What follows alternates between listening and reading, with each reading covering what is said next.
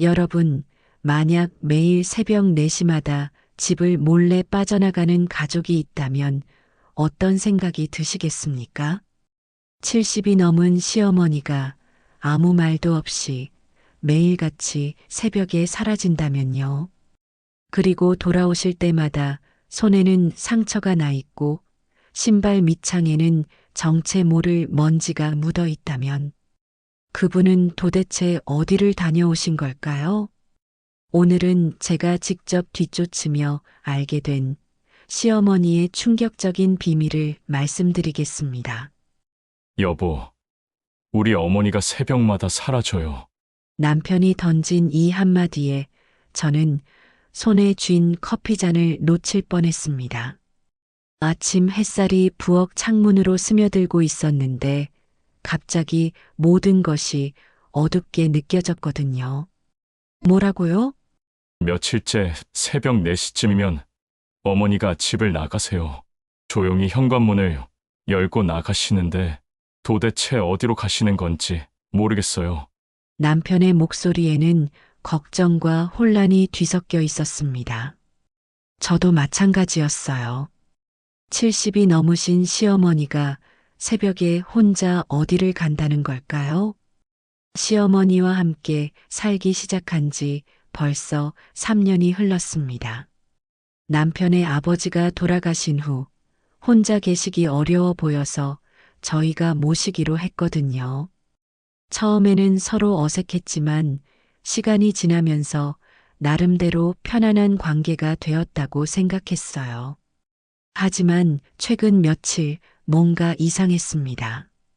시어머니가 평소보다 더 조용해지셨어요. 저녁 식사 때도 말씀이 없으시고 밤에는 일찍 방으로 들어가시곤 했죠. 저는 단순히 몸이 좀 안 좋으신가 보다 했는데 언제부터 그러셨어요?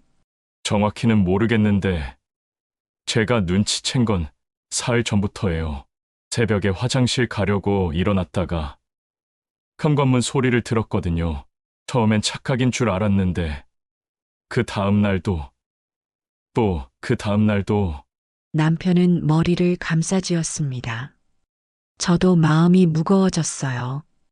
시어머니가 치매라도 시작하신 건 아닐까 하는 불안감이 스물스물 올라왔거든요. 그날 밤 저는 잠을 이룰 수가 없었습니다. 시계를 보니 새벽 3시 30분. 남편은 깊이 잠들어 있었지만 저는 신경이 곤두서서 작은 소리에도 깨어났어요. 그때였습니다. 또 아주 작은 소리였지만 분명히 들렸어요. 현관 쪽에서 나는 소리였습니다. 저는 조심스럽게 침대에서 일어나 복도로 나왔어요. 거실은 어둠 속에 잠겨 있었지만 현관 쪽에서 희미한 움직임이 보였습니다. 시어머니였어요. 어둠 속에서도 그 작은 실루엣은 분명했습니다. 시어머니는 조용히 외투를 입고 계셨어요. 가방까지 메신 채로요. 마치 누구에게도 들키지 않으려는 듯 모든 동작이 조심스러웠습니다. 저는 숨을 죽이고 지켜봤어요. 시어머니는 현관문을 아주 살며시 열고 나가셨습니다. 문이 닫히는 소리조차 거의 들리지 않을 정도로 조용히요. 혼란스러웠습니다. 70이 넘으신 분이 새벽 4시에 혼자 어디를 가신다는 걸까요? 그것도 이렇게 몰래? 다음 날 아침 시어머니는 언제 나가셨던 것처럼 자연스럽게 아침 식사 준비를 하고 계셨어요. 평상시와 다를 바 없는 모습이었습니다. 하지만 저는 알아차렸어요. 시어머니의 옷에서 나는 이상한 냄새를요. 세제 냄새 같기도 하고 뭔가 축축한 냄새 같기도 했어요. 그리고 시어머니의 손에 작은 상처가 나 있었습니다. 어머니, 손에 왜 상처가? 아, 이거 어젯밤에 잠깐 나가다가 넘어졌어. 별거 아니야. 시어머니는 상처를 감추듯 소매로 손을 가렸습니다. 하지만 저는 보았어요. 그 상처는 단순히 넘어져서 생긴 것 같지 않았어요. 뭔가 거친 것에 스쳐서 생긴 것 같았거든요. 그리고 또 하나, 시어머니의 신발 밑창에 묻어있던 것들을요. 먼지와 이물질들이 말이에요. 의심이 확신으로 바뀌어 갔습니다. 시어머니는 분명히 어딘가 가고 계셨어요. 그것도 우리가 모르는 곳으로. 며칠을 고민한 끝에 저는 결심했습니다. 직접 따라가 보기로 한 거예요.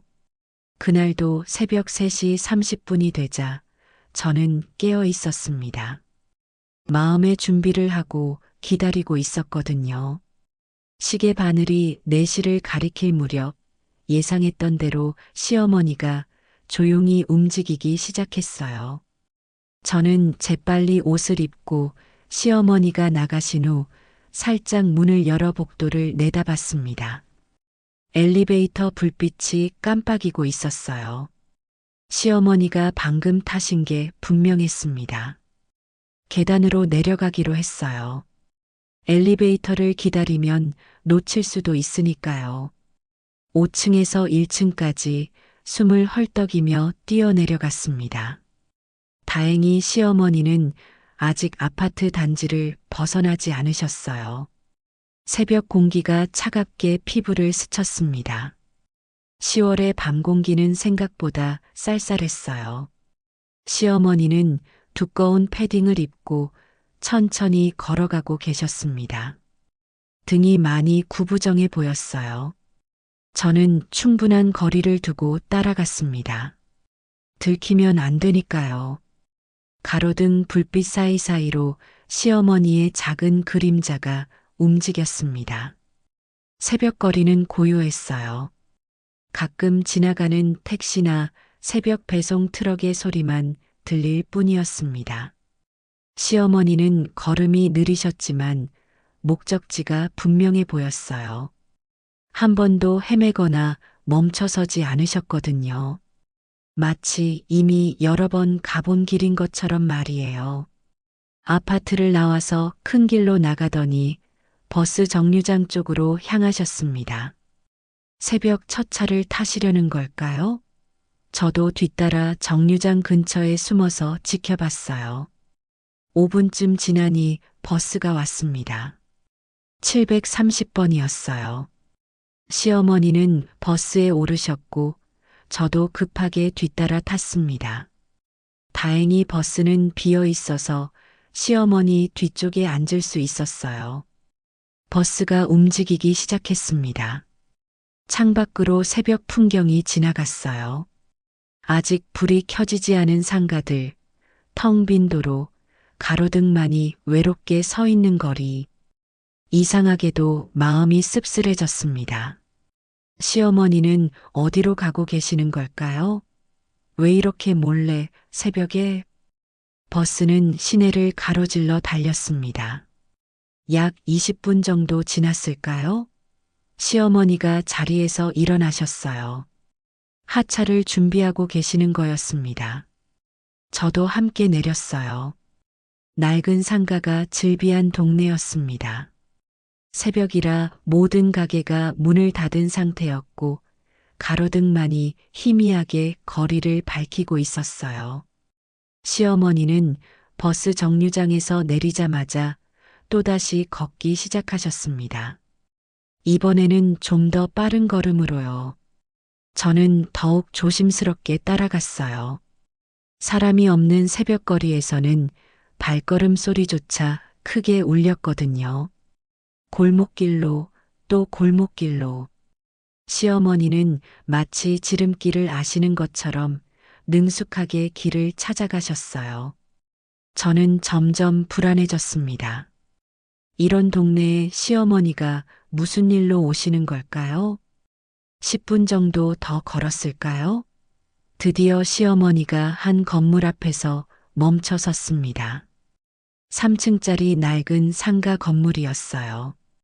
1층에는 작은 식당들과 편의점이 있었지만 모두 문이 닫혀 있었습니다. 그런데 이상했어요. 시어머니는 정문으로 들어가지 않으시고 건물 옆쪽으로 돌아가셨거든요. 저도 살짝 따라가 보니 건물 뒤편에 작은 출입문이 있었습니다. 시어머니는 가방에서 열쇠를 꺼내 문을 여셨어요. 열쇠를 가지고 계셨다는 것 자체가 충격이었습니다. 여기가 어떤 곳이길래? 문이 열리자 퀴퀴한 냄새가 스며 나왔습니다. 오래된 건물 특유의 곰팡내와 섞인 무언가. 말로 표현하기 어려운 냄새였어요. 시어머니는 그 냄새를 개의치 않으시는 듯 익숙하게 안으로 들어가셨습니다. 저는 잠시 망설였어요. 이러다가 들킬 수도 있고 혹시 시어머니가 하시는 일이 무언가 떳떳하지 못한 일이라면. 하지만 호기심과 걱정이 더 컸습니다. 조심스럽게 문틈으로 안을 들여다봤어요. 건물 안은 생각보다 컸습니다. 1층 전체가 하나의 공간으로 이어져 있었어요. 여기저기 쌓인 박스들, 낡은 책상과 의자들, 그리고 청소도구들이 보였습니다. 걸레, 물통, 청소기, 각종 세제들. 마치 청소용품 창고 같았어요. 시어머니는 구석에 걸려있던 앞치마를 두르시더니 청소도구들을 챙기기 시작하셨습니다. 그 모습이 너무나 자연스러웠어요. 마치 이미 수없이 반복해온 일인 것처럼 말이에요. 그때 계단 위에서 발걸음 소리가 들렸습니다. 누군가 내려오고 있었어요. 저는 급하게 문 뒤로 몸을 숨겼습니다. 어머니, 오늘도 오셨네요. 고생 많으십니다. 고생은 무슨. 그런데 2층은 어때? 어제 그 사무실에서 야근을 많이 했다던데. 네, 쓰레기도 많이 나왔고 화장실도 좀 더러워졌어요. 특히 남자 화장실이. 알았어. 내가 다 깨끗하게 해둘 테니까 걱정 마. 그 순간 저는 깨달았습니다. 시어머니가 하고 계시는 일이 무엇인지를. 청소였어요. 이 건물의 청소를 하고 계셨던 거예요. 하지만 왜 우리에게는 말씀하지 않으시고 혼자서? 관리사무소 직원이 다시 올라간 후 시어머니는 본격적으로 일을 시작하셨습니다. 먼저 1층 바닥부터 닦기 시작하셨어요. 무릎을 꿇고 구석구석을 닦으시는 모습을 보니 가슴이 아팠습니다. 70이 넘으신 분이 새벽에 혼자서 이런 힘든 일을. 시어머니의 움직임은 느리지만 정성스러웠어요. 바닥의 얼룩 하나하나를 꼼꼼히 닦으시고 먼지 하나하나를 세심하게 털어내셨습니다. 그 모습에서 오랜 경험이 느껴졌어요. 이 일을 시작하신 지 얼마나 되셨을까요? 1층 청소가 끝나자 시어머니는 계단으로 올라가셨습니다. 2층, 3층까지 올라가며 각 층의 복도와 화장실을 청소하셨어요. 저는 1층에서 위를 올려다보며 시어머니의 발걸음 소리를 들었습니다. 드르르륵, 청소기 소리, 첨벙첨벙, 걸레질하는 소리, 끽, 문 여닫는 소리. 모든 소리가 제 가슴을 아프게 했어요. 2시간이 지나갔습니다. 시어머니가 다시 1층으로 내려오셨을 때 이미 새벽 6시가 넘어 있었어요. 시어머니의 옷은 땀에 젖어 있었고 얼굴에는 피로가 역력했습니다. 그런데도 시어머니는 마지막까지 꼼꼼하게 청소도구들을 정리하셨어요. 걸레를 빨아서 널고 청소기를 제자리에 놓고 세제통들을 정리하시고 마지막으로 앞치마를 벗어 걸어놓으시는 시어머니의 뒷모습을 보면서 저는 눈물이 날 것 같았습니다. 오늘도 수고했어. 시어머니가 혼자 중얼거리신 말씀이 제 귀에 선명하게 들렸어요. 시어머니가 건물을 나서자 저는 재빨리 숨어 있던 곳에서 나와 먼저 집으로 향했습니다. 시어머니보다 먼저 집에 도착해서 모른 척 해야 했거든요. 하지만 마음은 복잡했어요. 분노와 안타까움이 뒤섞인 감정이 가슴 속에서 소용돌이 쳤습니다. 도대체 왜 이런 일을 혼자 하고 계시는 걸까요? 우리가 그렇게 어려운 것도 아닌데 시어머니가 새벽에 나가서 청소 일을 하셔야 할 이유가 있을까요? 게다가 이렇게 몰래 집에 도착해서도 잠이 오지 않았습니다.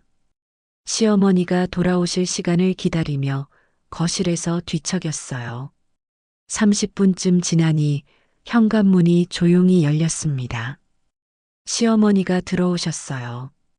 여전히 조용히 아무도 깨우지 않으려는 듯이요. 그 순간 저는 참을 수 없었습니다. 어디 다녀오셨어요? 갑작스러운 제 목소리에 시어머니가 놀라셨어요. 가방을 떨어뜨릴 뻔하셨거든요. 어머, 깜짝이야. 잠이 안 와? 답해주세요.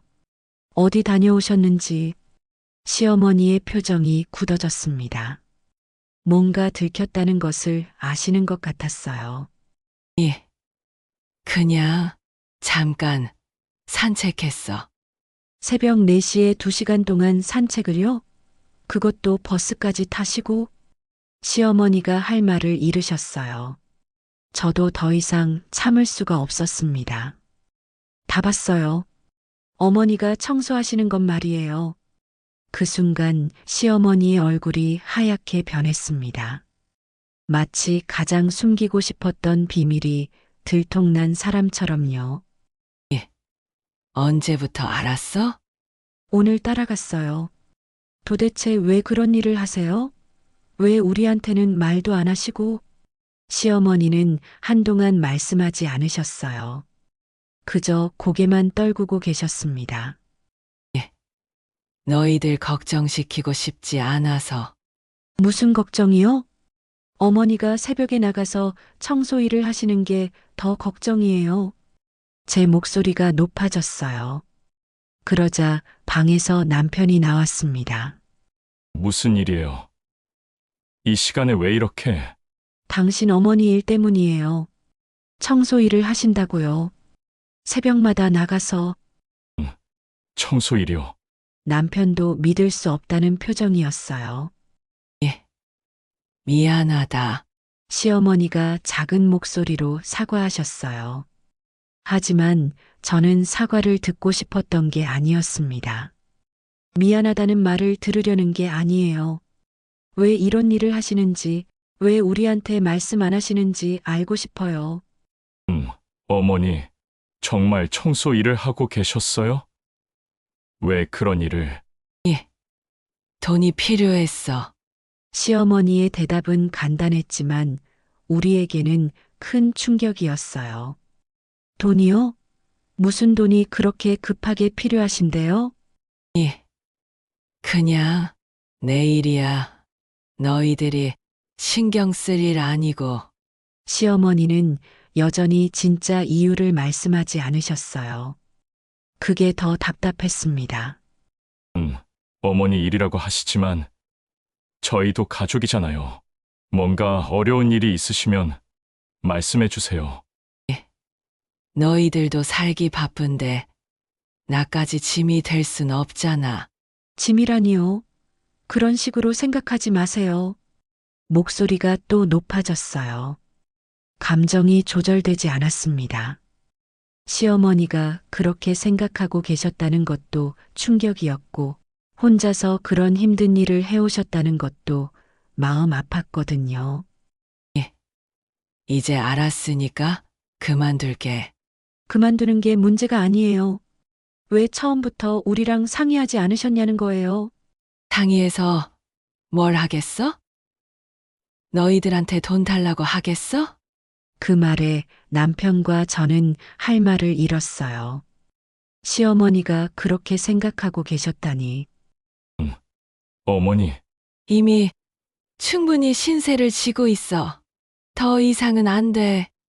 시어머니는 그 말을 끝으로 방으로 들어가 버리셨어요. 문을 닫는 소리가 유달리 크게 들렸습니다. 거실에는 남편과 저만 남았어요. 둘 다 할 말을 잃고 멍하니 서 있었습니다. 어머니가 그런 생각을 하고 계셨을 줄은 몰랐어요. 나도 우리가 어머니를 짐으로 생각한다고 느끼게 했을까? 죄책감이 몰려왔어요. 혹시 제가 평소에 시어머니에게 무심했던 건 아닐까? 부담스러워했던 건 아닐까? 하지만 분명한 건 이 상황을 그냥 넘어갈 수는 없다는 것이었어요. 시어머니가 왜 그렇게 돈이 필요하신지 진짜 이유를 알아야 했습니다. 그날 이후로 집안 분위기는 더욱 무거워졌습니다. 시어머니는 평소보다 더 말씀이 없어지셨고 저희와 눈을 마주치는 것도 피하셨어요.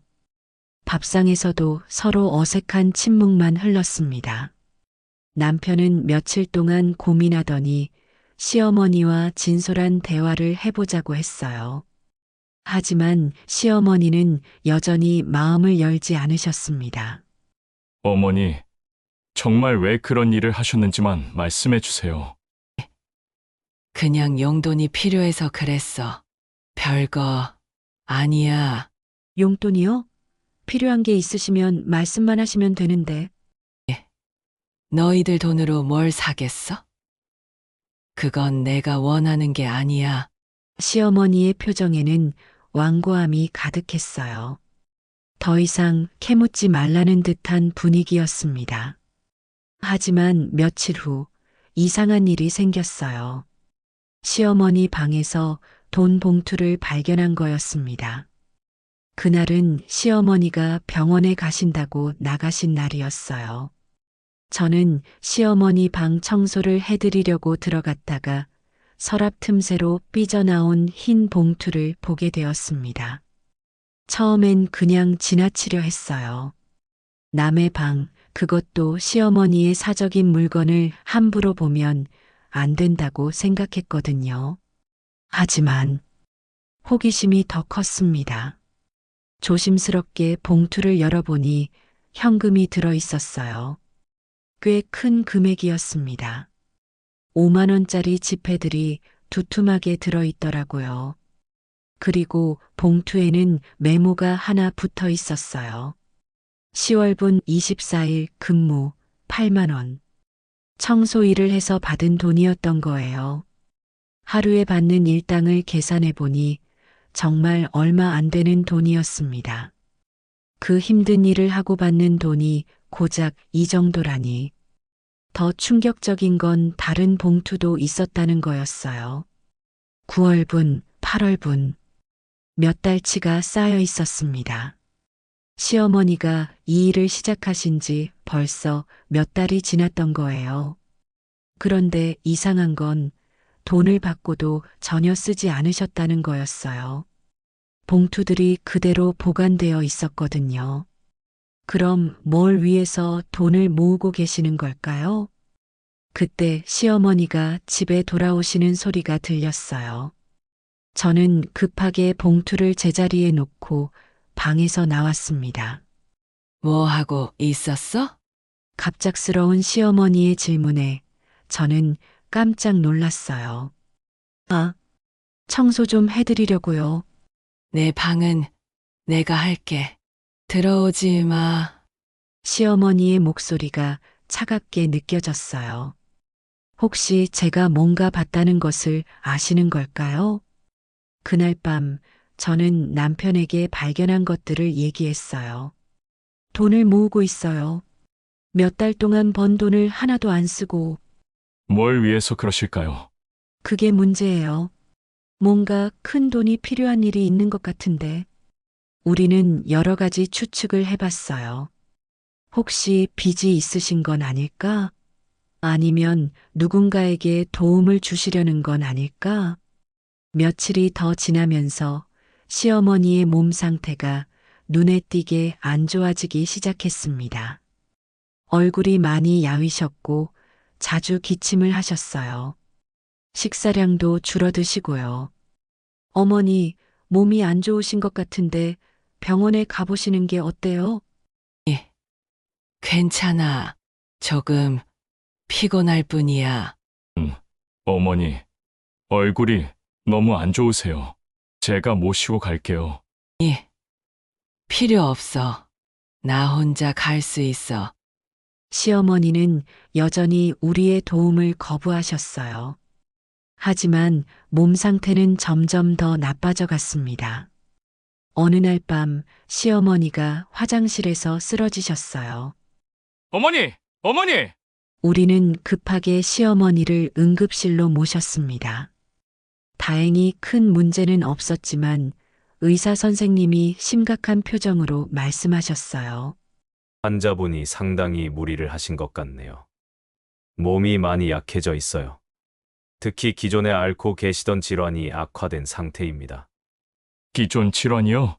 보호자분들이 모르셨나요? 당뇨합병증으로 치료받고 계시는데 약물 치료와 정기적인 검사가 필요한 상태예요. 그 순간 모든 퍼즐이 맞춰지기 시작했습니다. 시어머니가 돈을 모으고 계시던 이유, 우리에게 말씀하지 않으셨던 이유, 모든 것이 명확해졌어요. 치료비였던 거예요. 응급실에서 돌아온 후 시어머니는 더 이상 숨길 수 없다는 듯 모든 것을 말씀해 주셨습니다. 3년 전부터 당뇨가 심해졌어. 합병증도 생기고. 시어머니의 목소리는 힘이 없었어요. 병원에서 받은 링거 때문인지 평소보다 더 작아 보이셨습니다. 처음에는 별거 아니라고 생각했는데 점점 심해지더라고. 약값도 비싸지고 검사비도 만만치 않고. 그런 중요한 얘기를 왜 말씀 안 하셨어요? 너희들도 애 키우느라 돈 들어갈 일이 많잖아. 거기다 내 병원비까지.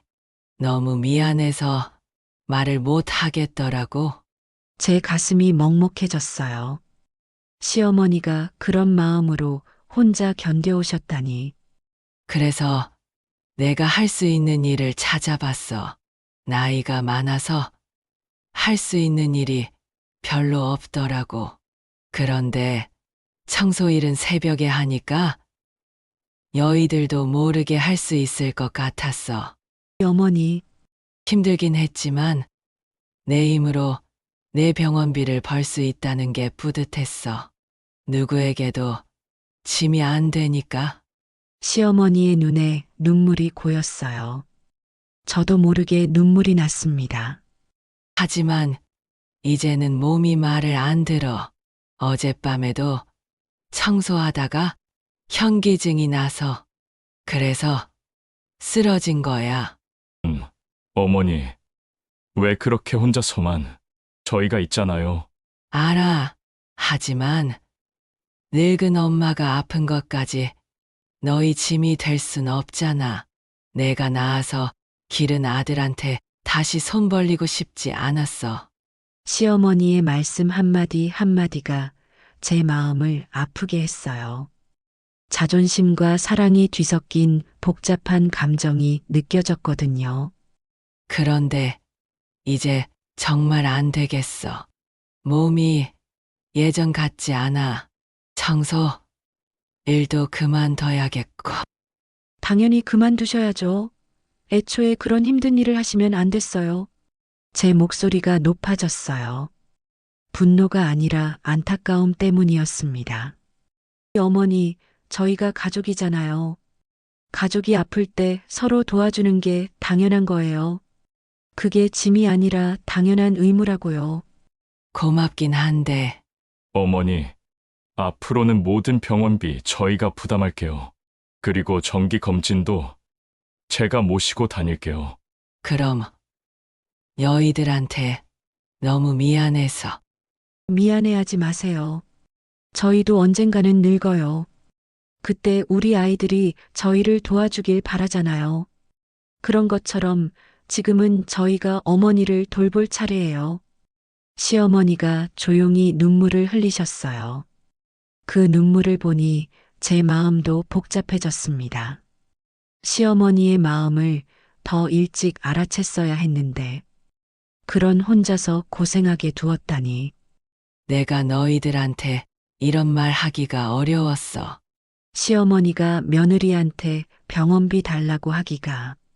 그런 생각하지 마세요. 저도 언젠가는 우리 아이 며느리에게 도움받을 수도 있어요. 그게 가족이에요. 그 순간 시어머니와 제 사이에 있던 어색함이 조금씩 녹아내리는 것을 느꼈어요. 서로의 진심을 알게 된 것 같았거든요. 어머니, 그동안 청소 일하면서 모으신 돈은 어떻게 하시려고 했어요?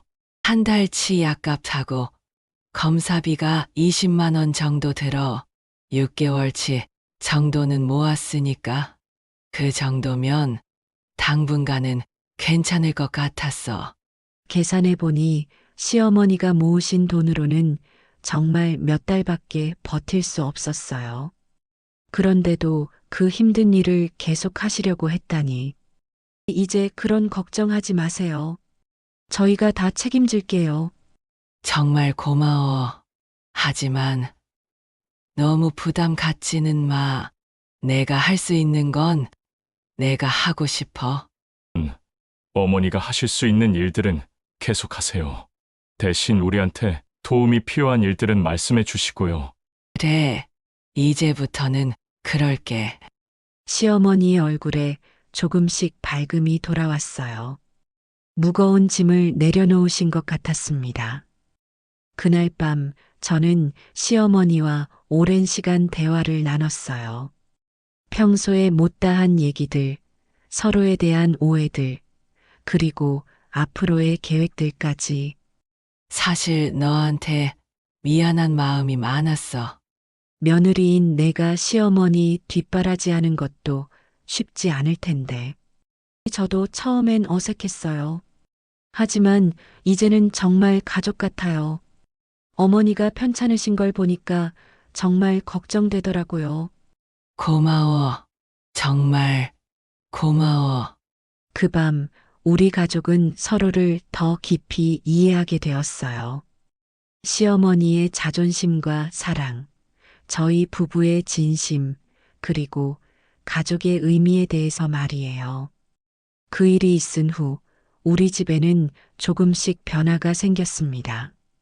무엇보다 시어머니가 몸이 아프실 때 저희에게 말씀하시기 시작했어요. 오늘은 좀 어지러워서 병원 가려고 하는데 같이 가줄 수 있어? 예전 같았으면 혼자서라도 가시려고 하셨을 텐데 이제는 자연스럽게 도움을 요청하셨습니다. 당연하죠. 준비하고 같이 가요. 병원에서 의사 선생님은 시어머니의 상태가 많이 좋아졌다고 하셨어요.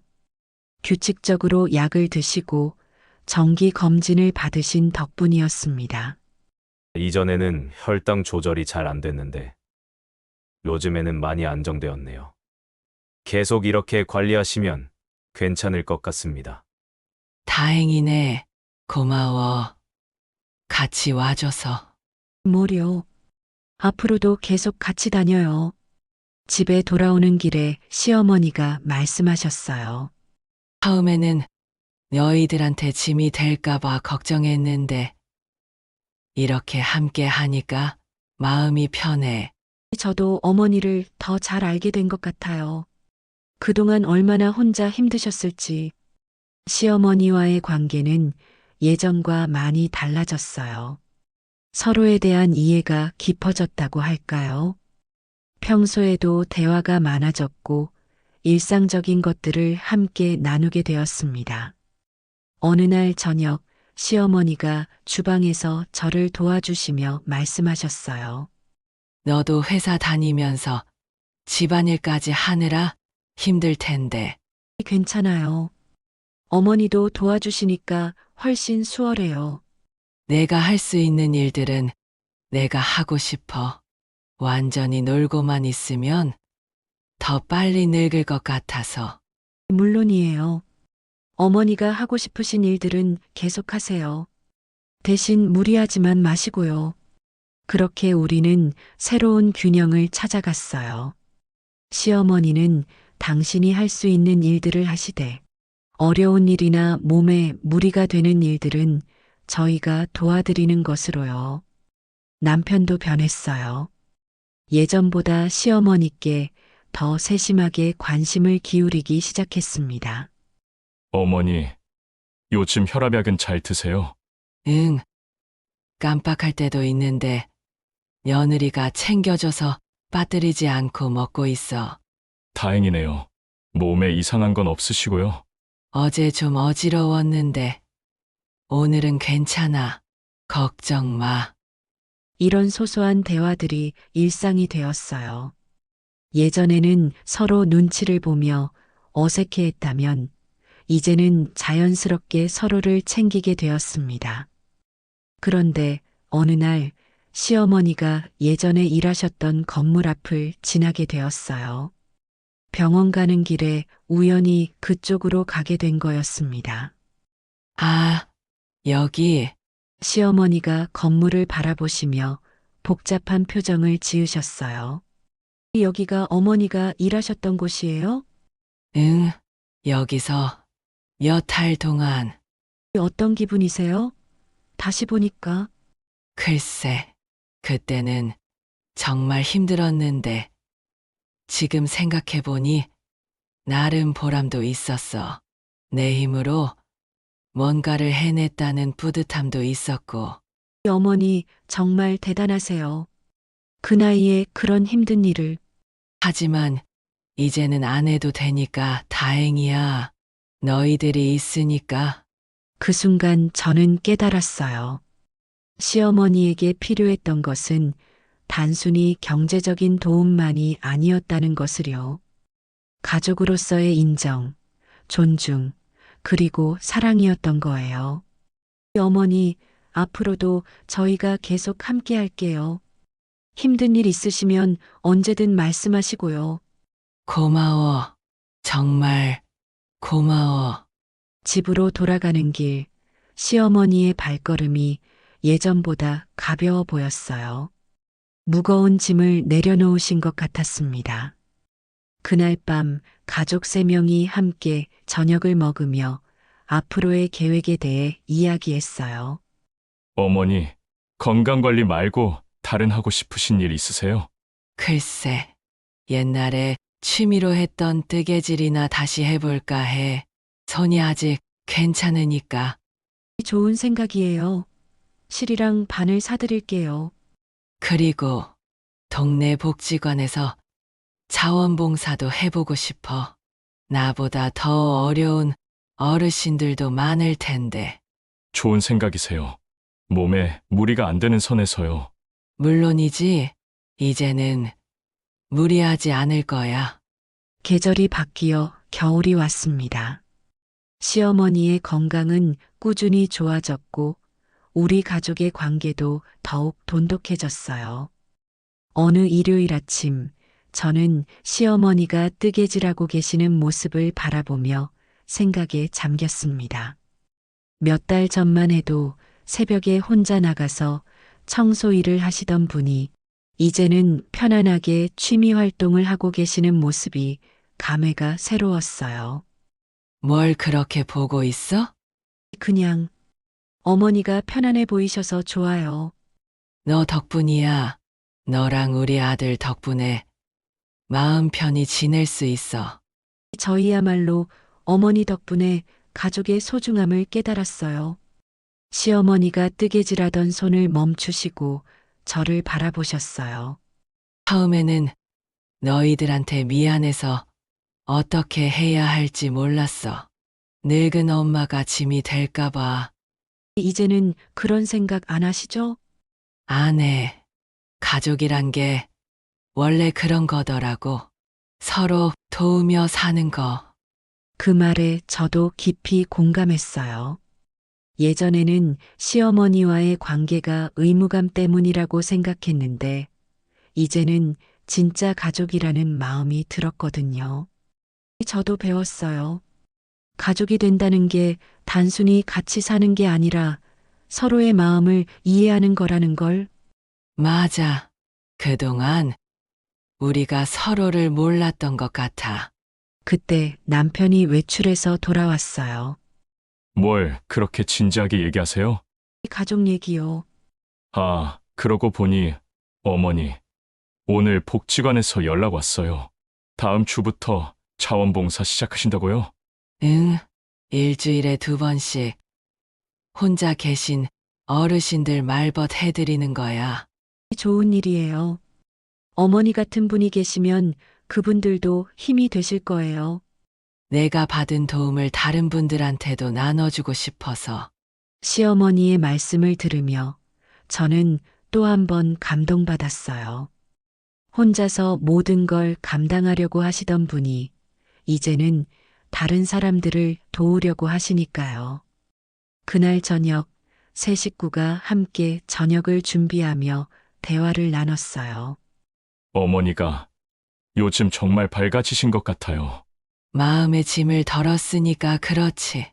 저희도 어머니를 통해 많이 배웠어요. 가족의 의미를 새롭게 깨달았다고 할까요? 우리 모두 서로에게 배운 게 많아. 저녁을 먹고 나서 저는 혼자 조용히 생각해 봤어요. 몇 달 전 그 새벽 시어머니를 따라가면서 느꼈던 복잡한 감정들, 그리고 지금의 평온한 마음까지. 우리는 가장 가까운 사람의 마음조차 모른 채 살아가곤 합니다. 매일 같은 집에서 같은 밥상을 마주하지만 정작 그 사람이 무슨 생각을 하는지, 어떤 고민을 하는지 알려고 하지 않죠. 시어머니도 마찬가지였어요. 3년 동안 같이 살면서도 저는 시어머니의 진짜 마음을 몰랐습니다. 당신이 얼마나 자존심이 강한 분인지, 얼마나 가족을 사랑하는 분인지, 얼마나 독립적이고 싶어 하시는지. 만약 그날 밤 시어머니를 따라가지 않았다면 우리는 지금도 서로를 오해하며 어색하게 지내고 있을지도 모릅니다. 어머니, 왜? 사랑해요. 갑작스러운 제 말에 시어머니가 당황하셨어요. 저도 처음으로 시어머니께 그런 말씀을 드린 거였거든요. 어머, 갑자기 왜 그런 말을? 그냥 하고 싶었어요. 정말 사랑해요, 어머니. 시어머니의 눈에 눈물이 고였어요. 저도 마찬가지였고요. 나도 사랑한다. 그 순간 우리는 진짜 가족이 되었다는 생각이 들었어요. 혈연도 아니고 법적인 관계도 아닌 진심으로 서로를 아끼는 진짜 가족 말이에요. 시간이 흘러 지금 저는 여러분에게 이 이야기를 들려드리고 있습니다. 우리 주변에는 시어머니처럼 혼자서 모든 걸 감당하려고 하는 분들이 많이 계실 거예요. 자존심 때문에, 미안함 때문에 사랑하는 사람들에게 짐이 되고 싶지 않아서 혼자 견디고 계시는 분들 말이에요. 그런 분들에게, 그리고 저처럼 가족의 마음을 제대로 알지 못하고 지내는 분들에게 말씀드리고 싶어요. 가족이란 서로에게 짐이 되는 관계가 아니라 서로를 지탱해주는 기둥 같은 존재라는 것을요. 때로는 기대고 때로는 받쳐주면서 함께 살아가는 것이 진짜 가족이라는 거리요. 오늘도 우리 집 거실에서는 시어머니가 뜨개질을 하고 계십니다. 그 모습을 보며 저는 늘 감사한 마음이 들어요. 그 새벽의 비밀 덕분에 우리가 진짜 가족이 될 수 있었으니까요. 여러분도 오늘 집에 가시면 가족들에게 관심을 가져보세요. 그들이 혹시 혼자서 감당하고 있는 무거운 짐은 없는지, 말하지 못하는 고민은 없는지 살펴보세요. 그리고 사랑한다는 말을 해보세요. 그 작은 관심과 사랑이 여러분의 가족을 더욱 단단하게 만들어줄 거예요. 오늘 이야기가 여러분에게 작은 깨달음이 되었기를 바라며 구독과 좋아요로 더 많은 분들에게 이 이야기가 전해질 수 있도록 도와주세요. 다음에도 따뜻한 이야기로 찾아뵙겠습니다.